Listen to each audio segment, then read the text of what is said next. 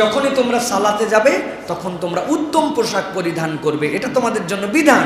হাত উদম করে তোমরা সালাত আদায় করো না।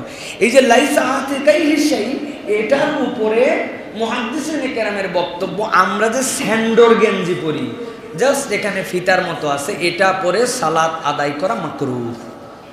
সালাত হয়ে যাবে কিন্তু এটা হবে না। আর একদম কাঁধ খুলে নামাজ পড়া, এটাকে মাকরুহ তানজিহি বলা হয়। এটা নামাজ ফাঁসেদ হওয়ার কাছাকাছি হয়ে যাবে, কাপড় চুকুর থাকার পরেও উপরে কিছুই পরে নাই। তো এই হিসাবে আমরা যে স্যান্ডোর গেঞ্জি পড়তেছি, এটা আমাদের এইভাবে পড়লে, আপনি ঘরেই পড়েন আর মসজিদে পড়েন, আপনার নামাজ সুন্দর হয় নাই। আর এই যে হাত কাটা যেটা আমরা পড়তেছি, এটা যদি পোশাক হিসেবে আমাদের সমাজে চলমান হয়ে যায়, তাহলে কেউ যদি হাত কাটা গেঞ্জি পরে সালাত আদায় করেন তাহলে সুন্দর হয়ে যাবে। কিন্তু নবী করিম সাল্লাল্লাহু আলাইহি ওয়াসাল্লামের প্র্যাকটিস থেকে বোঝা যায়, কেউ যদি হাত গুটায়ও রাখে, নামাজের মধ্যে হাত খুলতে নিষেধ করা হয়েছে। এই হিসাবে ফুল হাত পরাটা আমাদের জন্য উত্তম, তবে হাফ হাতা পরলে হবে।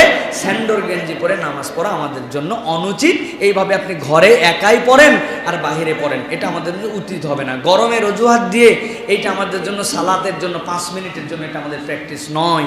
বরং সুন্দর পোশাক পরে, যেই পোশাকটা পরলে ভালো লাগে এরকম পোশাক আমরা সালাতে আদায় করব।